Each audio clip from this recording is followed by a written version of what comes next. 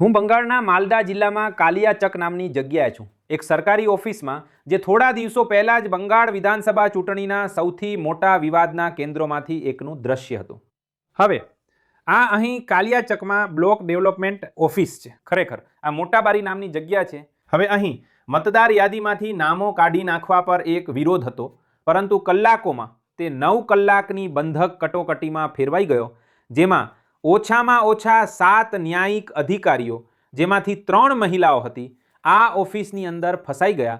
જ્યારે અહીં એક ટોળાએ અહીં મતદાર યાદીઓમાં મોટા પાયે નામો કાઢી નાખવાનો વિરોધ કરતા આ સમગ્ર ઓફિસ પર કબજો જમાવી લીધો હતો. હવે આ અધિકારીઓને મધ્યરાત્રિની આસપાસ બચાવવા માટે કેન્દ્રીય દળોને ખરેખર આવવું પડ્યું, અને તે પણ ભારતના મુખ્ય ન્યાયાધીશે દખલગીરી કરી તે પછી. હવે આના કારણે અહીં બંગાળમાં એક મોટો રાજકીય વિવાદ સર્જાયો છે, અને રાજકીય વિવાદ ઉપરાંત સુપ્રીમ કોર્ટ પણ સામેલ છે. નેશનલ ઇન્વેસ્ટિગેશન એજન્સીને તપાસનો હવાલો સોંપવામાં આવ્યો છે.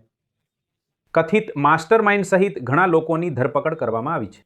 પણ મેં કહ્યું તેમ આ એક રાજકીય આરોપ પ્રત્યારોપની રમત છે, જે હવે બંગાળમાં શરૂ થઈ છે એકદમ ઉચ્ચ સ્તરેથી. વડાપ્રધાન નરેન્દ્ર મોદીએ આ માટે તૃણમૂલ કોંગ્રેસને જવાબદાર ઠેરવી છે, અને મમતા બેનર્જી અને તેમની પાર્ટીના લોકોએ વળતો પ્રહાર કરતા કહ્યું છે કે અહીં થયેલી હિંસા માટે ભાજપની બી ટીમો અને સી ટીમો જવાબદાર છે. માલદામાં જે થયું તે માત્ર ટીએમસીની ઉદ્ધતાઈ જ ન હતી. આ નિર્મમ સરકારનું પ્રાયોજિત મહાજંગલરાજ છે.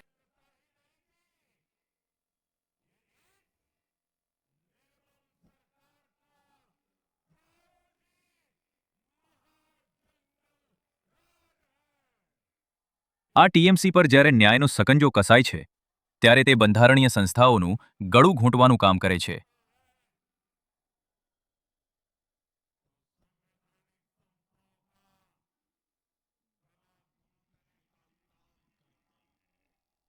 મોદીજી, તમે આવું જૂઠ શા માટે બોલો છો? માલદાની અંદર જે પણ ગડબડ થઈ છે તે તમારી બી અને સી ટીમે કરી છે. તેના AIMIM નો માણસ પકડાયો છે. અમારી પાસે તો પ્રશાસન છે જ નહીં. ઇલેક્શન કમિશનને બધાને બદલી નાખ્યા છે. માલદાની આ બધી કરતૂતો બીજેપી કમિશન ઓફ ઇન્ડિયા એટલે કે ઇલેક્શન કમિશન ઓફ ઇન્ડિયાની જવાબદારી છે. બીજું, ઘૂસણખોરી થઈ રહી છે તો તે અમિત શાહના કારણે થઈ રહી છે. કારો એમને બરતરફ કરો. અને ત્રીજું, જે ડેમોગ્રાફી બદલાઈ રહી છે તે બિહારના લોકોને લલાવીને તમે બંગાળમાં મતદાર બનાવી રહ્યા છો. તરત જ આ બધાને રોકો અને જૂઠું બોલવાનું બંધ કરો. સારું નથી લાગતું વડાપ્રધાનના મોઢેથી. પણ આ રાજકીય આક્ષેપબાજી અને આ બધા હુમલાઓ જે બીજેપી અને ટીએમસી એકબીજા પર કરી રહ્યા છે, તેનાથી પરે જમીની સ્તર પર સ્પષ્ટ ગુસ્સો છે. હવે અમે આ બાબતે અહેવાલ આપ્યો છે કે હજારો લોકોને ટ્રિબ્યુનલ સમક્ષ તેમની અપીલ દાખલ કરવા માટે જવું પડ્યું છે. જો તમે મોતાબારી અને તેની આસપાસના ગામોમાં જાઓ, જ્યાં હું અત્યારે છું અને જ્યાં તે ઘટના ખરેખર બની હતી, તો તમને આ સમગ્ર પ્રક્રિયાથી ઘણો મોહભંગ જોવા મળશે. કારણ કે એવા ઘરો છે જ્યાં કેટલાક લોકો યાદીમાં છે, કેટલાક લોકોના નામ યાદીમાંથી કાઢી નાખવામાં આવ્યા છે, અને હવે જ્યારે લોકો ઓછામાં ઓછી આ ચૂંટણીમાં મત આપી શકશે નહીં, ત્યારે તેઓ ગુસ્સે છે, અને તેઓ આ સમગ્ર પરિસ્થિતિથી નિરાશ પણ છે. મારું મોટા થઈ ગયા સારું છે, હવે નથી આવતું ને કશું.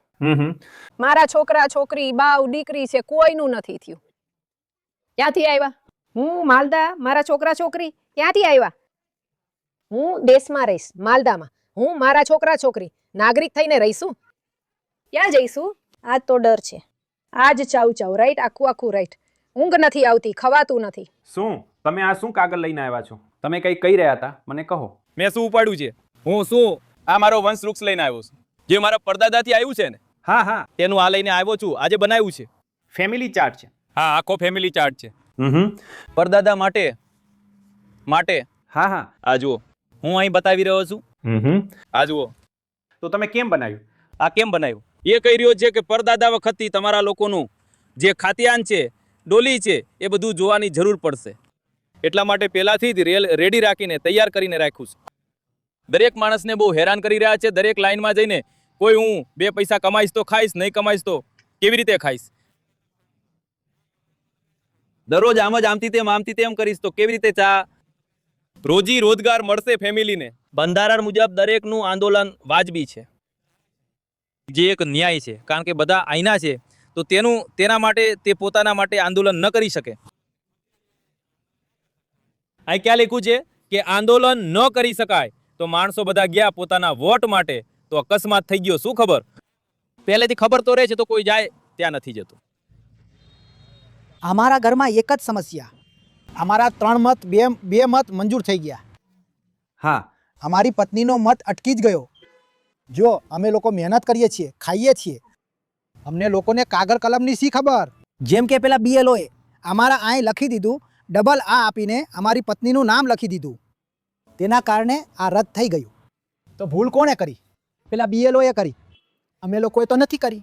અમે લોકો તો ખેતરમાં કામ કરીએ છીએ, ઘરે ખાઈએ છીએ. અહીં કોઈ બાંગ્લાદેશનો મત નથી.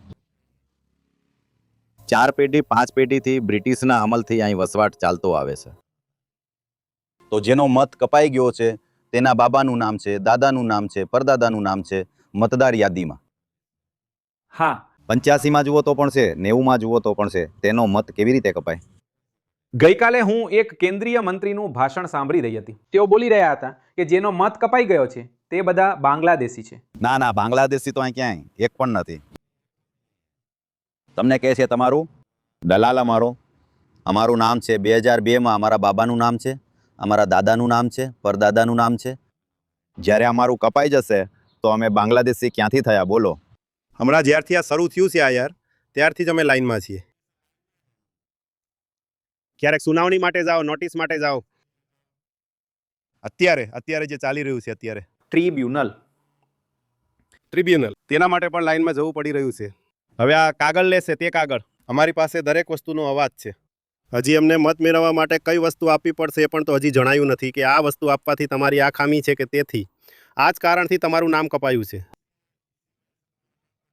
હવે આમાંના ઘણા લોકો જેમના અવાજ તમે હમણાં જ સાંભળ્યા, તેઓ આ આવનારી ચૂંટણીમાં મત આપી શકશે નહીં, કારણ કે મતદાર યાદીઓ પહેલેથી જ ફ્રીઝ કરી દેવામાં આવી છે. હવે જ્યારે માલદા અને કાલિયાચક તે મતદાન પ્રક્રિયામાં આગળ વધી રહ્યા છે, ત્યારે જિલ્લા પ્રશાસન માટે પડકાર માત્ર કાયદો અને વ્યવસ્થા જાળવવાનો જ નહીં, પરંતુ લોકતાંત્રિક પ્રક્રિયામાં ધ્રુવીકરણ પામેલા મતદારોનો વિશ્વાસ પુનઃસ્થાપિત કરવાનો પણ રહેશે.